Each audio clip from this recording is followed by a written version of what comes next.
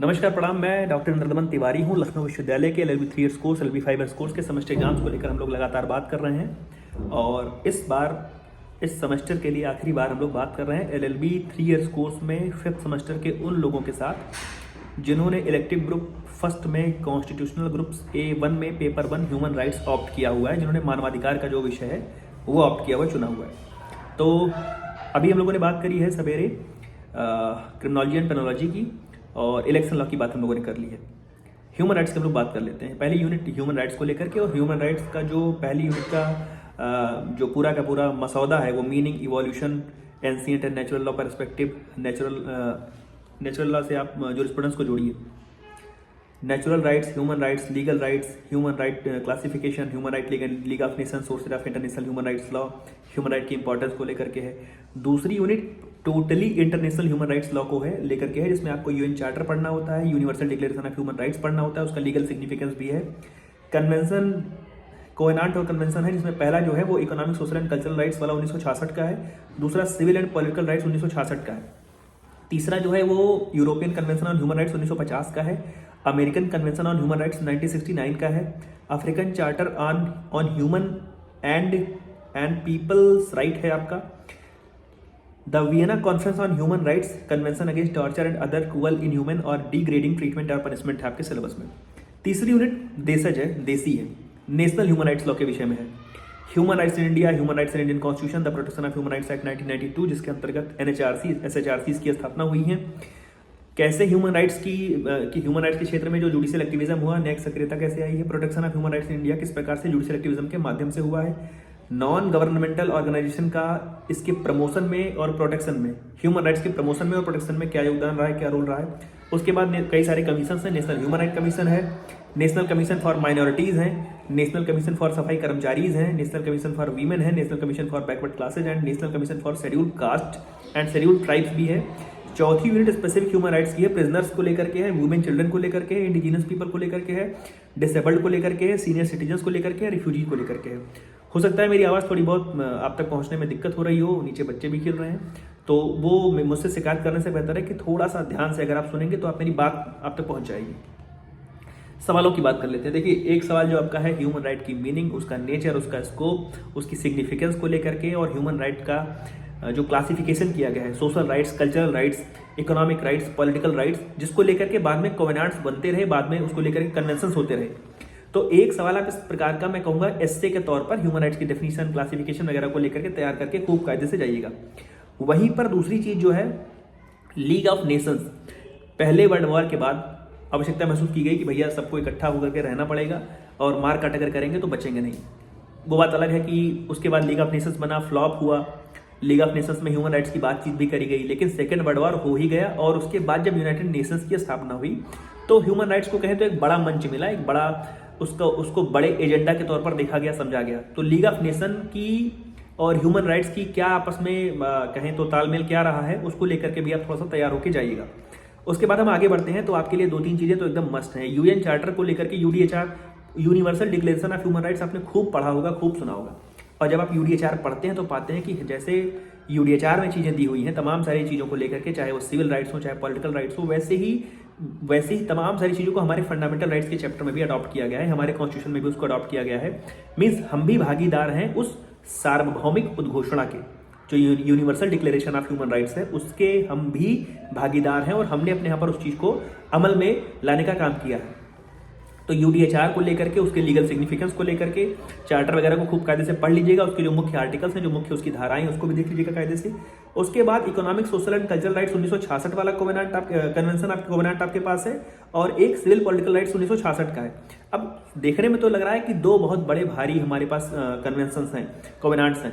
इसको ऐसे समझिए कि एक कोवेनांट है जिसका मुख्य जो पूरा का पूरा फोकस है वो सोशल और कल्चरल राइट्स पे है, मीन्स सामाजिक और सांस्कृतिक अधिकारों पर है, और दूसरा है जिसमें नागरिक अधिकार और पॉलिटिकल राइट्स की बात की जाती है, means civil and political rights. तो जो चीजें मैंने कहा कि ह्यूमन राइट्स का आप क्लासिफिकेशन पढ़ते हैं तो वहां से आप क्लासिफाई करके लाते हैं किसको, economic rights, social rights, cultural rights, civil rights, political rights. तो केवल आपको उसकी एक ओवरव्यू लेनी है, केवल एक आपको उसकी एक समझ आपको होनी चाहिए कि उसमें मुख्यतया किन अधिकारों को, किन ऐसे विशेष अधिकारों को कहा गया, बताया गया, चर्चा की गई, जो बाद में मतलब प्रकाश में आए इसके कारण, इस कोवेनांट के कारण प्रकाश में आए, जो पहले हमारे यहाँ पर भी नहीं थे या कहीं पर नहीं थे। तो आप इनमें से कोई एक जो आपको लगे ठीक, आप पढ़ करके जरूर जाइएगा। इकोनॉमिक, सोशल, कल्चरल राइट्स वाला और सिविल पॉलिटिकल राइट्स वाला, ठीक है। जो खूब पूछा गया है वो social, civil and political rights पूछा गया है। उसके बाद हम नीचे आए तो यहाँ पर European convention, American convention on human rights है और African charter on human and people rights है। यूरोप के क्षेत्र में, अमेरिका क्षेत्र में और अफ्रीकन क्षेत्र में। मतलब जब ये सारी बातचीत हो रही थी तो सब के सब देश अपने को सिविलाइज्ड नेशन के कैटेगरी में लाने के लिए, ह्यूमन राइट्स के प्रति संजीदगी वाला नेशन बनने के लिए सबने अपने अपने यहाँ पर इन सब चीज़ों को अपनाया है। तो ये जो यूरोपियन कन्वेंशन है, अमेरिकन कन्वेंशन है, अफ्रीकन कन्वेंशन है, इसमें खूब पूछा गया है यूरोपियन और अमेरिकन कन्वेंशन। तो बस इसका जो एक प्रियम्बल कह लें या इसको कह दें कि आप एक संक्षिप्त में देख लीजिएगा कि ह्यूमन राइट्स पर जो यूरोपियन कन्वेंशन है वो विशेष क्या कहता है, ह्यूमन राइट्स पर जो अमेरिकन कन्वेंशन है विशेष रूप से क्या कहता है। उसके बाद हम आगे बढ़ें तो ह्यूमन राइट्स इन इंडिया की जब हम बात करते हैं तो कॉन्स्टिट्यूशनल प्रोविजंस जो हैं, ह्यूमन राइट के जो कॉन्स्टिट्यूशनल प्रोविजंस हैं, जो संवैधानिक प्रावधान है, तो ह्यूमन राइट्स इन इंडिया जब हम लोग पढ़ रहे हैं तो पहली चीज़ तो ये देखना है कि भारत के संविधान का और ह्यूमन राइट्स का क्या आपस का रिलेशन है। मीन्स भारत के संविधान में कौन सारी ऐसी धाराएं हैं, कौन सारे ऐसे आर्टिकल्स हैं जो ह्यूमन राइट्स से संबंधित हैं, या कौन से हमारे जो उसी का कहें तो थोड़ा सा बदल करके चीज़ें अगर पूछी जाती हैं तो जुडिशियल एक्टिविज्म को लेकर के पूछा जाता है। जैसे आप एनवायरनमेंट पढ़ करके आते हैं तो आपने देखा कि एनवायरनमेंट प्रोटेक्शन एक्ट 1986 आया, पीएन भागवती साहब ने बहुत हाथों हाथ लिया, जस्टिस वीके कृष्णा साहब ने हाथों हाथ लिया। तो वैसे ही पहले ह्यूमन राइट्स की बातें इतनी सुनी नहीं जाती थी, उसको सामान्य चीज़ मानी जाती थी। माना जाता था कि जो लीगल राइट्स हैं, जो कॉन्स्टिट्यूशनल राइट्स हैं, या जो बहुत किसी कानून के द्वारा बनाई गई चीज़ें वो मायने रखेंगी। ह्यूमन राइट्स की कोई चीज़ नहीं होती। ह्यूमन राइट्स का मतलब नेचुरल राइट्स की बस रोटी कपड़ा और मकान। लेकिन समय बीतने के साथ साथ ह्यूमन राइट्स पर जुडिशरी भी एक्टिव हुई, और जुडिशरी जब एक्टिव हुई, ह्यूमन राइट्स के मसलों को हाथों हाथ लेने लगी, तो कौन सारे ऐसे मुकदमे थे, कौन सारे ऐसे केस लॉज थे जिसके माध्यम से भारतवर्ष में ह्यूमन राइट्स पर विशेष रूप से सुप्रीम कोर्ट ने, हमारे देश की सर्वोच्च अदालत ने ध्यान दिया, प्रकाश डाला और प्रतिपादित किया कि अब से ह्यूमन राइट्स का विशेष ध्यान रखा जाएगा। केवल उसको चार्टर में केवल लिख दो, उस पर ताली बजा दो, साइन कर दो, इससे नहीं होगा।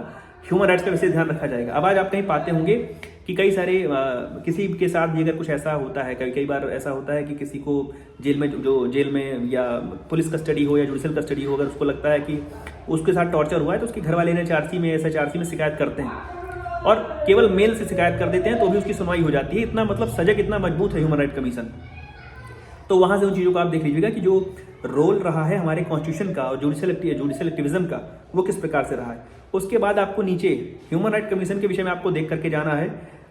जो नेशनल कमीशन फॉर सफाई कर्मचारी है, शेड्यूल ट्राइब है, सबके सब जो कमीशन बनाए गए हैं एक खास वर्ग के लिए, खास क्लास के लिए बनाए गए हैं, खास समूह के लिए बनाए गए हैं।